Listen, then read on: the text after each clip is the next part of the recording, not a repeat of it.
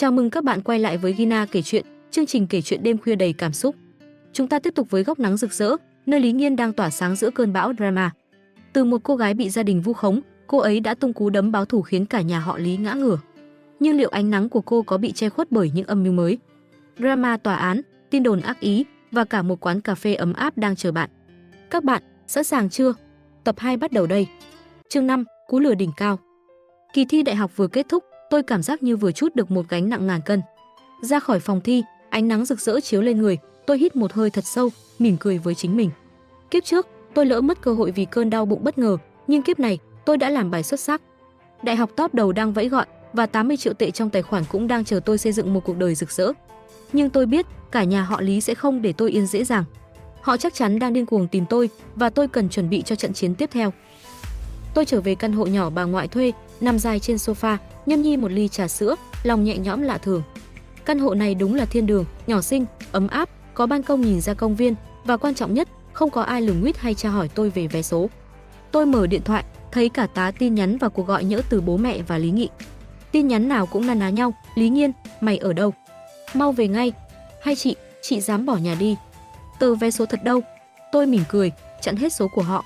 Muốn tìm tôi, cứ việc, nhưng tôi không phải con cừu non để họ muốn làm gì thì làm. Nhưng tôi cũng không ngây thơ đến mức nghĩ họ sẽ bỏ cuộc. Kiếp trước, họ sẵn sàng bán tôi đi vì lợi ích, kiếp này, với cơn sốt 100 triệu tệ, họ chắc chắn sẽ lật tung cả thành phố để tìm tôi. Tôi cần một kế hoạch mới, vừa để bảo vệ bản thân, vừa để dạy cho họ một bài học nhớ đời. Và tôi đã nghĩ ra một ý tưởng cực kỳ táo bạo để họ tin rằng tờ vé số thật đã được lĩnh thưởng, nhưng không phải bởi tôi. Tôi gọi điện cho bà ngoại, người đồng minh tuyệt vời nhất của tôi. Bà, con muốn nhờ bà một việc. Bà có thể tìm người đóng giả đi lĩnh thưởng không? Con muốn cả nhà nghĩ vé số đã có chủ, để họ thôi đuổi theo con. Bà ngoại cười khì qua điện thoại, Nghiên, cháu đúng là thông minh. Để bà lo, bà có một người bạn làm ở trung tâm xổ số, sẽ giúp cháu diễn màn kịch này. Cháu cứ yên tâm, cả nhà kia sẽ được một phen ngã ngửa. Nghe bà nói thế, tôi suýt nhảy cẫng lên vì sung sướng. Bà ngoại đúng là siêu nhân. Tôi bắt đầu lên kế hoạch chi tiết. Tôi sẽ để lộ thông tin rằng một người bí ẩn đã lĩnh thưởng và đồng thời tôi sẽ giả vờ tuyệt vọng trước mặt cả nhà, khiến họ tin rằng tôi cũng mất trắng. Như thế, họ sẽ thôi nghi ngờ tôi và tôi có thể yên tâm bắt đầu cuộc sống mới.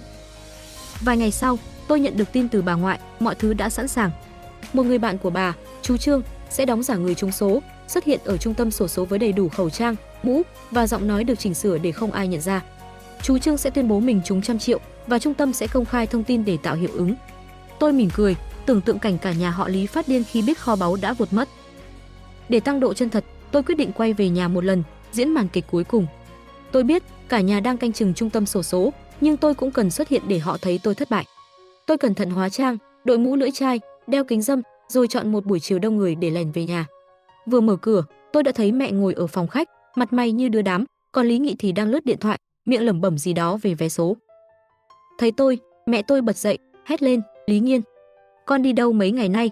Tờ vé số thật đâu? Mau giao ra. Tôi giả vờ tủi thân, cúi đầu, mẹ, con xin lỗi. Con không có vé số thật đâu, tờ mẹ tìm thấy là tờ duy nhất. Con cũng mong chúng lớn, nhưng con thất vọng lắm. Lý Nghị lườm tôi, ánh mắt sắc như dao, chị đừng giả vờ. Tôi biết chị giấu vé thật rồi. Nói mau, chị cất ở đâu? Tôi chớp mắt, làm bộ buồn bã, Tiểu Nghị, chị nói thật mà. Chị chỉ mua một tờ để thử vận may, ai ngờ lại không trúng. Nếu em không tin, cứ đi hỏi trung tâm xổ số đi, chắc họ biết ai trúng rồi. Nghe tôi nói thế, mẹ tôi nghi ngờ, thật không? Con không lừa mẹ chứ? Tôi gật đầu, làm bộ thở dài, thật mà, mẹ. Con cũng muốn nhà mình giàu lên, nhưng có lẽ con không có số hưởng. Nói rồi, tôi cố ý lau khóe mắt, như thể sắp khóc. Mẹ tôi và Lý Nghị nhìn nhau, rõ ràng vẫn bán tín bán nghi, nhưng cũng bắt đầu dao động. Đúng lúc đó, bố tôi từ ngoài bước vào, mặt mày hớn hở, mẹ nó, Tiểu Nghị, tin nóng đây. Trung tâm xổ số vừa công bố, có người lĩnh thưởng 100 triệu rồi. Một người đeo khẩu trang, kín như bưng, nghe nói là dân tỉnh khác. Nghe bố nói, mẹ tôi và Lý Nghị sững sờ, quay sang lườm tôi như muốn ăn tươi nuốt sống. Lý Nghị hét lên, chị, có phải chị không? Chị thuê người đóng giả đúng không? Tôi giả vờ hoảng hốt, Tiểu Nghị, em nói gì thế? Chị mà có tiền thuê người thì đã mua trà sữa uống rồi. Nếu không tin, cả nhà cứ đi kiểm tra đi, chị ở nhà chờ. Mẹ tôi lườm tôi một cái, rồi quay sang bố, ông nói thật chứ? Người đó lĩnh thưởng rồi. Bố tôi gật đầu, mặt mày xám xịt, thật. Họ còn livestream, đông người chứng kiến lắm. Tờ vé đó không phải của nhà mình. Tôi cúi đầu, làm bộ buồn bã, nhưng trong lòng thì cười đến đau bụng. Màn kịch này đúng là đỉnh cao. Chú Trương đã diễn xuất sắc và cả nhà họ Lý giờ đang chìm trong thất vọng. Nhưng tôi biết họ sẽ không dễ dàng bỏ cuộc. Họ sẽ tiếp tục nghi ngờ tôi và có thể sẽ tìm cách quấy rối tôi trong kỳ nhập học. Quả nhiên, tối đó, Lý Nghị lén gọi điện cho tôi, số mới, vì tôi đã chặn số cũ của nó. Tôi nghe máy, làm bộ ngáp dài, "Tiểu Nghị, khuya rồi, em gọi chị làm gì?" "Chị buồn ngủ lắm." Nó gào lên qua điện thoại, Chị đừng giả vờ. Tôi biết chị giở trò, 100 triệu đó là của chị đúng không? Mau nói, chị thuê ai lĩnh thưởng?" Tôi mỉm cười, nhẹ nhàng đáp, "Tiểu Nghị, em xem phim nhiều quá rồi. Chị mà có 100 triệu, chị đã mời cả nhà đi ăn tôm hùm rồi. Nếu em không tin, cứ đi hỏi trung tâm xổ số đi. Chị mệt rồi, ngủ đây." Nói rồi, tôi tắt máy, chặn số luôn. Lý Nghị chắc chắn đang phát điên, nhưng tôi không quan tâm. Tiền đã vào tay và tôi sắp bắt đầu cuộc sống mới. Vài ngày sau, giấy báo nhập học đến. Tôi đỗ vào một trường đại học top đầu, đúng như ước mơ kiếp trước. Tôi gọi điện báo cho bà ngoại, giọng bà qua điện thoại vui đến nghẹn ngào, "Nghiên Nghiên, bà biết cháu làm được mà. Giờ cháu muốn làm gì, cứ nói, bà ủng hộ hết." Tôi bật cười, "Bà, con muốn đón bà lên thành phố ở với con. Tiền trúng số, con sẽ dùng một phần để quyên góp từ thiện, một phần đầu tư và một phần để chăm sóc bà. Bà thấy ổn không?" Bà ngoại cười khì, "Cháu đúng là đứa cháu ngoan của bà. Được, bà lên với cháu, nhưng cháu phải hứa sống thật vui vẻ, đừng để mấy người kia làm phiền nữa." Tôi gật đầu, mắt cay cay. Bà ngoại đúng là người thân duy nhất của tôi và tôi sẽ làm mọi thứ để bà tự hào. Nhưng đời không đơn giản thế. Vừa dọn vào ký túc xá, tôi đã nghe bạn cùng phòng xì xào, "Nghiên Nghiên, cậu biết tin gì chưa? Có mấy người tự xưng là bố mẹ cậu đứng trước cổng trường kể lể, nói cậu giấu vé số 100 triệu của nhà." Tôi sững người, nhưng nhanh chóng lấy lại bình tĩnh. Cả nhà họ Lý đúng là không biết xấu hổ, dám tìm đến tận trường tôi. Tôi mỉm cười, nhẹ nhàng đáp, "Ồ, chắc họ nhầm rồi. Tiền trúng số đã có người lĩnh, không liên quan đến mình đâu. Mọi người đừng tin mấy lời đồn nhé." Nói rồi, tôi mở laptop, lén kiểm tra camera an ninh bà ngoại lắp ở nhà. Quả nhiên, bố mẹ và Lý Nghị đang đứng trước cổng trường, khóc lóc kể lể, thu hút cả đám đông hiếu kỳ. Tôi thở dài, nhưng không sợ. Tôi đã chuẩn bị sẵn bằng chứng, đoạn ghi âm họ bàn bạc cướp vé số, video họ gây rối ở trung tâm xổ số và cả giấy tờ chứng minh tôi tự lập từ lâu. Nếu họ muốn chơi lớn, tôi sẽ chơi tới cùng. Chương 6, cơn bão dư luận. Đại học chính là cánh cửa mở ra chân trời mới và tôi đã bước qua cánh cửa ấy với tâm trạng phấn khởi như vừa trúng số thêm lần nữa. À, đúng rồi, tôi đã trúng số thật mà. 80 triệu tệ đang nằm an toàn trong tài khoản, kỳ thi đại học đã vượt qua xuất sắc và tôi đã chính thức cắt đứt liên lạc với cả nhà họ Lý. Căn hộ nhỏ gần trường, món quà của bà ngoại, giờ là tổ ấm của tôi. Mỗi tối, tôi ngồi ngoài ban công, nhâm nhi trà sữa, ngắm ánh đèn thành phố, lòng nhẹ nhõm như vừa thoát khỏi một bộ phim kinh dị dài tập. Nhưng bạn biết đấy, phim nào cũng phải có drama, và drama của tôi lại đến đúng lúc tôi nghĩ mình đã yên ổn. Mấy ngày đầu nhập học, tôi bận rộn làm quen với bạn cùng phòng, tham gia câu lạc bộ và lên kế hoạch học tập. Đại học đúng là một thế giới khác, sân trường dợp bóng cây, thư viện đầy sách thơm mùi giấy và những người bạn mới luôn sẵn sàng kéo tôi đi ăn lẩu sau giờ học. Tôi bắt đầu cảm nhận được niềm vui của cuộc sống tự do, không còn ai lườm nguýt hay tra hỏi tôi về vé số. Nhưng niềm vui ấy kéo dài chưa được bao lâu thì một cơn bão bất ngờ ập đến và nó mang tên cả nhà họ Lý. Một buổi chiều, tôi vừa tan học, đang ôm cốc trà sữa đào đi bộ về ký túc xá thì bạn cùng phòng, cô nàng Tiểu Mai hoạt bát, chạy ào tới, mắt sáng rực như vừa phát hiện kho báu. "Nghiên Nghiên, cậu lên hot search rồi, mau xem điện thoại đi." Tôi sững người, suýt làm rơi cốc trà sữa. Hot search? Tôi chỉ là một sinh viên năm nhất bình thường, làm gì có scandal gì mà lên hot search. Tiểu Mai nhét điện thoại vào tay tôi, màn hình hiện lên một bài đăng trên diễn đàn trường với tiêu đề giật gân. Nữ sinh đại học A ăn cắp vé số 100 triệu của gia đình, bất hiếu đến mức khiến bố mẹ quỳ xin. Bên dưới là một loạt ảnh chụp bố mẹ và Lý Nghị đứng trước cổng trường, khóc lóc kể lể, kèm theo dòng mô tả đầy drama. Lý Nghiên, cô gái tưởng ngoan ngoãn nhưng lại giấu vé số trúng thưởng, bỏ mặc gia đình sống khổ sở. Loại người này có đáng học ở trường chúng ta không? Tôi đọc mà suýt phì cười. Cả nhà họ Lý đúng là không biết xấu hổ, dám tìm đến tận trường để bôi nhọ tôi. Nhưng khi lướt xuống phần bình luận, tôi bắt đầu thấy nóng mặt. Có người viết, trời ơi, 100 triệu tệ lận mà, ai mà không đỏ mắt. Nhưng giấu cả nhà thì đúng là quá đáng. Một người khác thêm vào, nhìn bố mẹ cô ta khóc kìa, chắc đau lòng lắm. Đại học A sao lại nhận loại sinh viên này? Thậm chí có cả bình luận độc địa hơn, nuôi con gái kiểu này thà nuôi chó còn hơn, ít ra chó biết vẫy đuôi. Tiểu Mai thấy tôi im lặng, lo lắng hỏi, Nghiên Nghiên, chuyện này là thật à? Cậu giấu vé số thật hả? Tôi mỉm cười, lắc đầu, Mai, cậu tin mình không? Mình chẳng giấu gì cả. Mấy người đó chỉ đang làm ầm lên để gây chú ý thôi. Tiền trúng số đã có người lĩnh từ lâu, chẳng liên quan gì đến mình cả. Tiểu Mai gật đầu, nhưng ánh mắt vẫn hơi nghi ngờ. Tôi biết, không phải cô ấy không tin tôi, mà là sức mạnh của dư luận. Một khi tin đồn lan ra, sự thật chẳng còn quan trọng nữa. Tôi thở dài, nhưng không hoảng.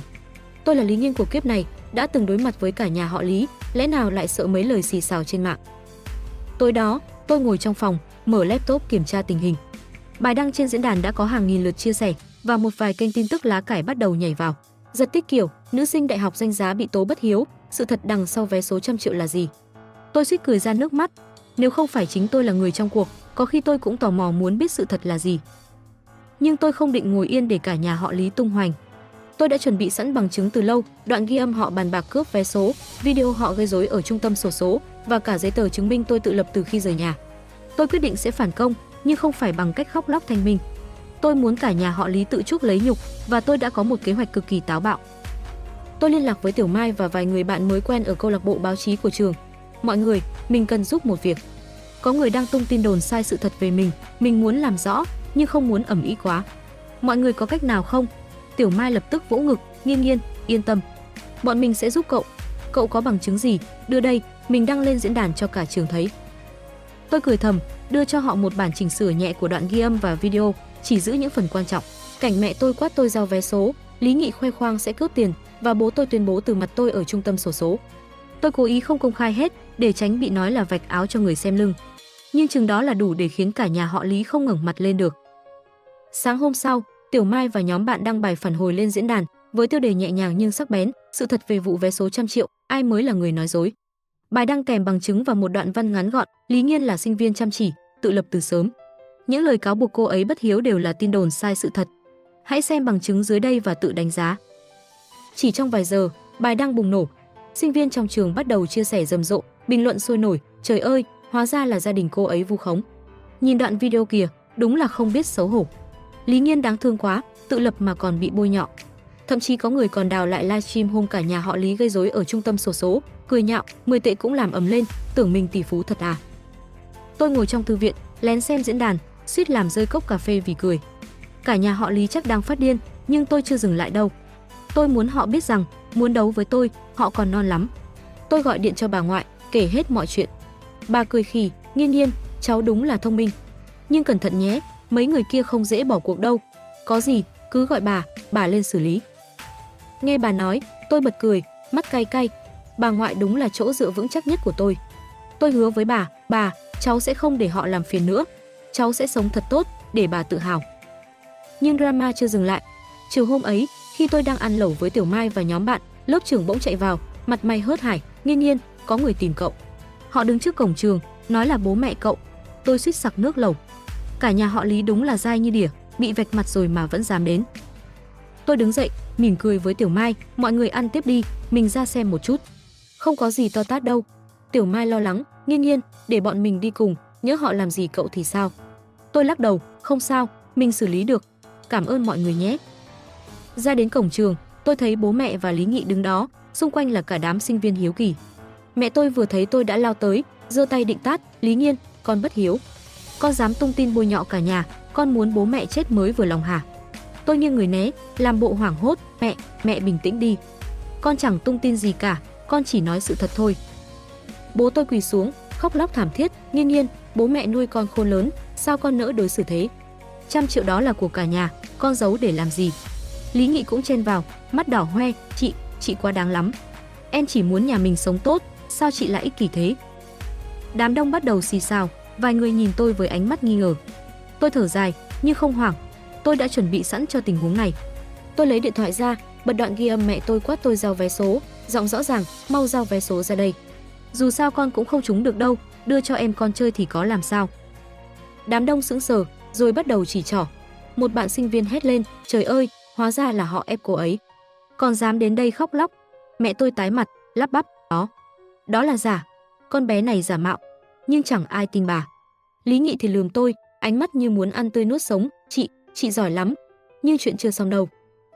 Tôi mỉm cười, nhẹ nhàng đáp, Tiểu Nghị, mẹ, bố, mọi người bình tĩnh đi. Tiền trúng số đã có người lĩnh, không liên quan đến con. Nếu mọi người muốn, cứ đi kiện con sẵn sàng ra tòa. Nhưng con nói trước, con chẳng có gì để mất đâu. Nói rồi, tôi quay đi, để lại cả nhà họ Lý đứng ngây người giữa đám đông cười nhạo. Tôi biết, Họ sẽ không dừng lại, nhưng tôi không sợ. Tôi có tiền, có bạn bè, có bà ngoại và quan trọng nhất, tôi có chính mình. Chương 7, sóng gió trước tòa. Cơn bão dư luận ở trường dần lắng xuống, nhưng tôi biết cả nhà họ Lý không phải kiểu người dễ dàng buông tha. Sau màn khóc lóc kể lể trước cổng trường bị tôi hóa giải bằng vài đoạn ghi âm, bố mẹ và Lý Nghị tạm thời im lặng, nhưng tôi cảm nhận được một luồng không khí bất ổn đang âm thầm kéo tới. Họ giống như đám mây đen, lúc nào cũng trực chờ đổ mưa để phá hủy ngày nắng đẹp của tôi. Nhưng tôi là Lý Nghiên kiếp này, không chỉ có ô che mà còn có cả áo mưa chống bão, sẵn sàng đối mặt với mọi chiêu trò. Những ngày sau đó, tôi tập trung vào cuộc sống đại học. Tôi tham gia câu lạc bộ nhiếp ảnh, kết bạn với Tiểu Mai và đám bạn mới, cùng nhau đi ăn lẩu, chụp ảnh khắp thành phố. Tối về, tôi gọi điện cho bà ngoại, kể chuyện trường lớp, nghe bà cười khì khì qua điện thoại. Bà bảo, Nghiên Nghiên, cháu sống vui thế này, bà yên tâm lắm. Tiền trúng số bà đầu tư rồi, lãi đều đều, cháu muốn tiêu gì cứ nói. Tôi bật cười, mắt cay cay, bà, cháu chỉ muốn bà khỏe mạnh, sống lâu trăm tuổi với cháu. Tiền để sau đã, cháu đang bận làm sinh viên mẫu mực đây. Nhưng niềm vui của tôi chẳng kéo dài được lâu. Một buổi sáng, khi tôi đang ngồi trong thư viện ôn bài, Tiểu Mai chạy ảo tới, mặt mày hớt hải như vừa thấy ma. Nghiên Nghiên, nguy rồi. Có người gửi giấy triệu tập từ tòa án tới ký túc xá, bảo là bố mẹ cậu kiện cậu. Tôi suýt làm rơi quyển sách kinh tế vĩ mô trên tay. Kiện tôi. Cả nhà họ Lý đúng là không biết xấu hổ, bị vạch mặt rồi mà vẫn dám chơi lớn. Tôi cầm tờ giấy triệu tập Tiểu Mai đưa, đọc lướt qua. Nội dung kiện cáo khiến tôi vừa tức vừa buồn cười. Bố mẹ tôi tuyên bố tôi bất hiếu, không thực hiện nghĩa vụ phụng dưỡng và yêu cầu tòa buộc tôi trả lại số tiền trúng số thuộc về gia đình.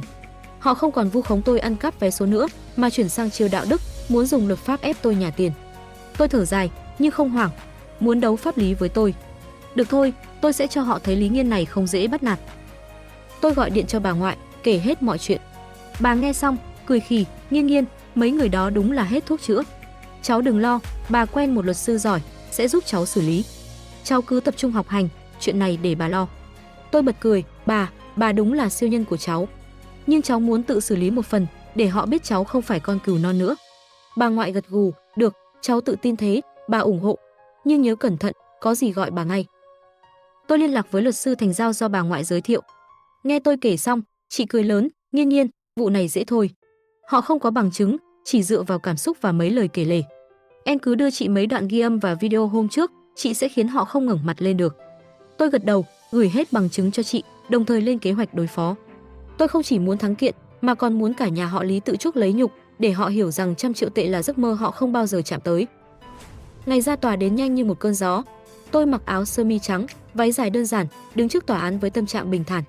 Tiểu Mai và vài người bạn đi cùng cổ vũ, còn bà ngoại thì ngồi ở hàng ghế đầu, nhìn tôi với ánh mắt đầy tự hào. Đối diện tôi là bố mẹ và Lý Nghị, mặt mày ai nấy đều như đưa đám. Mẹ tôi vừa thấy tôi đã lao tới, làm bộ khóc lóc, Nghiên Nghiên, con bất hiếu. Mẹ nuôi con lớn, sao con nỡ để mẹ khổ thế này.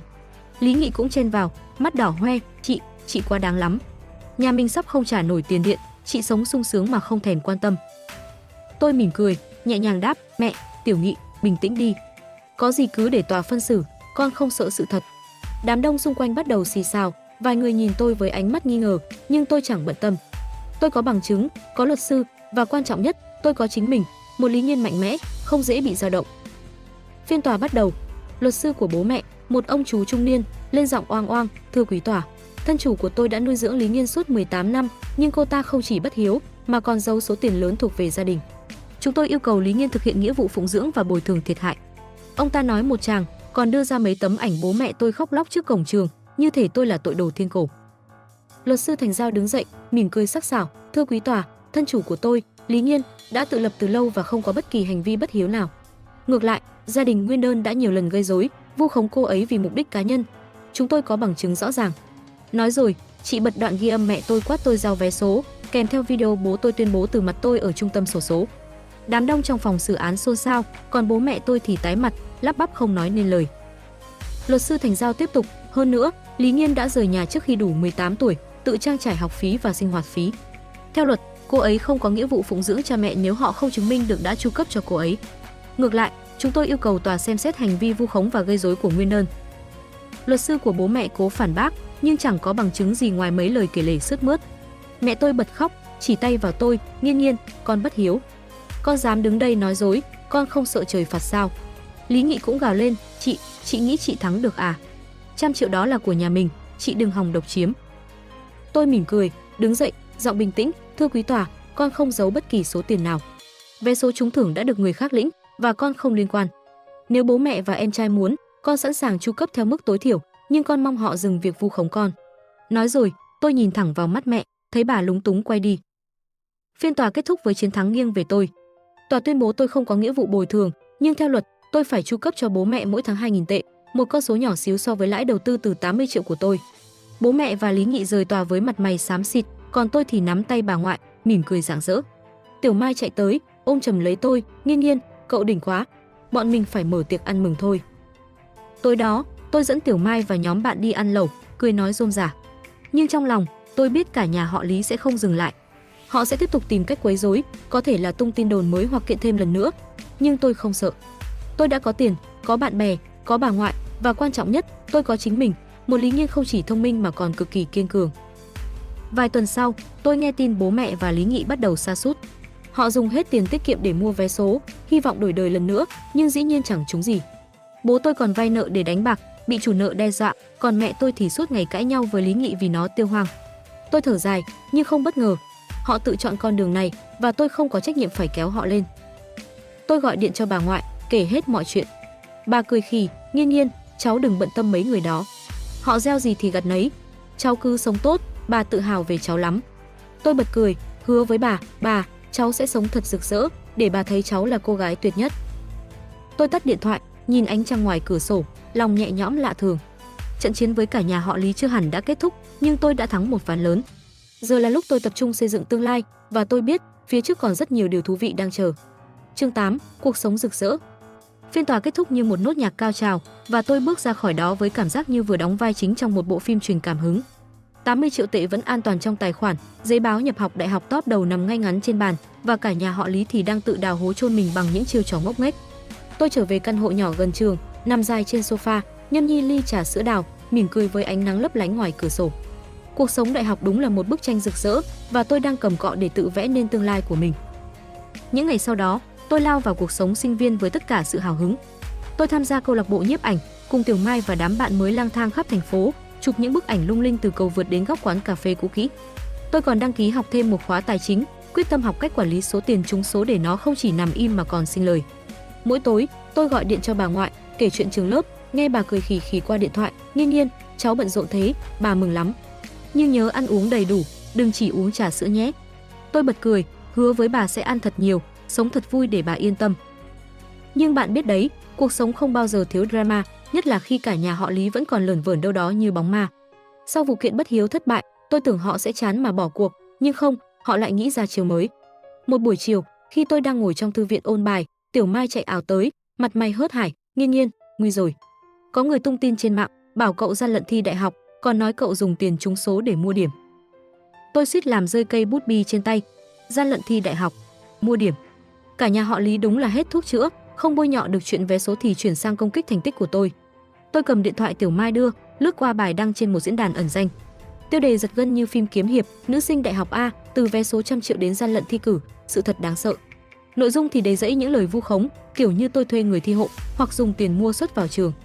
Kèm theo là mấy tấm ảnh chụp trộm tôi đi ăn lẩu với bạn, nhìn qua cứ như tôi đang sống xa hoa nhờ tiền bẩn. Tôi thở dài, nhưng không hoảng. Muốn đấu với tôi bằng tin đồn. Được thôi, nhưng tôi không phải Lý Nghiên ngây thơ của kiếp trước để họ muốn bóp thế nào thì bóp. Tôi mỉm cười với Tiểu Mai, Mai, đừng lo, mình biết ai đứng sau chuyện này và mình sẽ xử lý. Cậu giúp mình một việc được không? Tìm xem bài đăng này xuất phát từ đâu, mình muốn biết họ chơi chiêu gì. Tiểu Mai gật đầu lia lịa, yên tâm, Nghiên Nghiên. Bọn mình có cả đội hacker trong câu lạc bộ báo chí, sẽ lật tung nguồn gốc bài đăng này cho cậu. Tôi bật cười, cảm động vì có những người bạn tuyệt vời như thế. Tôi không định ngồi yên để cả nhà họ Lý tung hoành. Tôi đã thắng họ ở trung tâm xổ số, thắng họ ở tòa án, và lần này tôi sẽ thắng họ trên mặt trận dư luận. Tôi liên lạc với luật sư Thành Giao, kể hết mọi chuyện. Chị nghe xong, cười lớn, Nghiên Nghiên, họ đúng là không biết dừng lại. Vu khống gian lận thi cử là cáo buộc nghiêm trọng, nhưng họ không có bằng chứng, chỉ dựa vào tin đồn. Em cứ để chị lo, chị sẽ gửi thư cảnh cáo đến diễn đàn và điều tra IP của bài đăng. Còn em, cứ sống vui vẻ, đừng để mấy chuyện này làm phiền. Tôi gật đầu, nhưng trong lòng đã có kế hoạch riêng. Tôi không chỉ muốn dập tắt tin đồn, mà còn muốn cả nhà họ Lý tự chuốc lấy nhục, để họ hiểu rằng đấu với tôi là tự rước xấu hổ. Tôi gọi điện cho bà ngoại, hỏi ý kiến, bà, con muốn công khai một phần sự thật, không phải để khoe tiền, mà để họ biết con không sợ. Bà thấy ổn không? Bà ngoại cười khì, Nghiên Nghiên, cháu tự tin thế, bà ủng hộ. Nhưng nhớ cẩn thận, đừng để lộ quá nhiều, kẻo người xấu nhòm ngó. Với sự đồng ý của bà, tôi bắt đầu hành động. Tôi nhờ Tiểu Mai và nhóm bạn trong câu lạc bộ báo chí đăng một bài viết phản hồi trên diễn đàn trường với tiêu đề nhẹ nhàng nhưng sắc bén, Lý Nghiên, sự thật không cần tô vẽ. Bài viết ngắn gọn, chỉ kể rằng tôi tự lập từ sớm, học hành chăm chỉ để đỗ đại học và những cáo buộc gian lận đều là tin đồn vô căn cứ. Tôi còn đính kèm bảng điểm thi đại học, tất nhiên là đã che bớt thông tin cá nhân và một bức ảnh tôi ngồi học trong thư viện, kèm caption dí dỏm, gian lận á. Mình bận ôn thi đến rụng tóc đây này. Để tăng độ thuyết phục, tôi công khai một việc về chuyện vé số, tôi chỉ mua một tờ để thử vận may, nhưng không trúng. Tiền trúng thưởng đã có người lĩnh và tôi chẳng liên quan. Nếu ai còn nghi ngờ, cứ hỏi trung tâm xổ số nhé. Tôi cố ý không nhắc đến 80 triệu để tránh rắc rối, nhưng chừng đó là đủ để dập tắt tin đồn. Bài đăng của tôi nhanh chóng bùng nổ. Sinh viên trong trường xe rầm rộ, bình luận sôi nổi, trời ơi, Lý Nghiên học giỏi thế, cần gì gian lận. Nhìn bảng điểm kìa, toàn điểm 9, tôi ghen tị quá. Thậm chí có người còn đào lại vụ cả nhà họ Lý gây rối ở trung tâm xổ số, cười nhạo, 10 tệ mà cũng làm ầm lên, giờ lại vu khống người ta, đúng là không biết xấu hổ. Tôi ngồi trong quán cà phê, lén xem diễn đàn, suýt làm đầu cốc latte vì cười. Cả nhà họ Lý chắc đang phát điên, nhưng tôi chưa dừng lại đâu. Tôi muốn họ biết rằng, muốn đấu với tôi, họ còn non lắm. Tôi liên lạc với luật sư Thành Giao, nhờ chị gửi thư cảnh cáo đến diễn đàn ẩn danh, yêu cầu gỡ bài vu khống, đồng thời điều tra IP. Quả nhiên, luật sư Thành Giao gọi lại sau một ngày, Nghiên Nghiên, IP bài đăng xuất phát từ một quán net gần nhà em trai cậu, chắc chắn là nó làm. Tôi mỉm cười, không bất ngờ. Lý Nghị đúng là không bỏ cuộc, nhưng lần này nó tự đào hố chôn mình. Tôi nhờ luật sư Thành Giao gửi thư cảnh cáo đến quán net, yêu cầu cung cấp thông tin người dùng và đồng thời đăng một bài viết cuối cùng trên diễn đàn, cảm ơn mọi người đã ủng hộ mình. Mình không sợ tin đồn, vì sự thật luôn thắng. Mình sẽ tiếp tục học tập và sống tốt, mong mọi người cùng cố lên nhé. Bài viết này như giọt nước làm tràn ly, dư luận hoàn toàn nghiêng về tôi và cả nhà họ Lý trở thành trò cười trong mắt mọi người. Tôi nghe Tiểu Mai kể, bố mẹ tôi bị hàng xóm xì xào, còn Lý Nghị thì không dám ra đường vì sợ bị chỉ trỏ. Họ bắt đầu sa sút thật sự, bố tôi mất việc vì suốt ngày mua vé số, mẹ tôi thì cãi nhau với hàng xóm đến khản cổ, còn Lý Nghị thì nợ tiền bạn bè vì tiêu hoang. Tôi thở dài, nhưng không thương xót. Họ tự chọn con đường này và tôi không có trách nhiệm phải kéo họ lên. Tôi gọi điện cho bà ngoại, kể hết mọi chuyện. Bà cười khì, Nghiên Nghiên, cháu đúng là cô gái mạnh mẽ. Họ gieo gì thì gặt nấy, cháu đừng bận tâm. Giờ cháu muốn làm gì, cứ nói, bà ủng hộ. Tôi bật cười, bà, cháu muốn đón bà lên thành phố ở với cháu. Cháu sẽ mua một căn nhà lớn để bà tha hồ trồng hoa, nuôi mèo. Bà ngoại cười lớn, được, bà thích ý tưởng này. Nhưng cháu nhớ sống vui vẻ, đừng để mấy chuyện cũ làm phiền. Tôi gật đầu, hứa với bà, cháu sẽ sống thật rực rỡ, để bà thấy cháu là cô gái tuyệt nhất. Tôi tắt điện thoại, nhìn ánh trăng ngoài cửa sổ, lòng nhẹ nhõm lạ thường. Trận chiến với cả nhà họ Lý đã gần kết thúc và tôi biết phía trước là một chân trời rộng mở. Wow, Lý Nghiên đúng là nữ hoàng ánh nắng, các bạn nhỉ. Nhưng câu chuyện vẫn còn nhiều bí mật lắm. Góc nắng sẽ lớn thế nào? Và cả nhà họ Lý sẽ ra sao khi đối đầu với cô gái siêu thông minh này? Các bạn nhớ nhấn like, subscribe kênh Gina kể chuyện và chia sẻ video để cùng chờ tập 3 nhé. Comment cho Gina biết bạn có đoán được cái kết không? Hẹn gặp lại trong đêm khuya tiếp theo.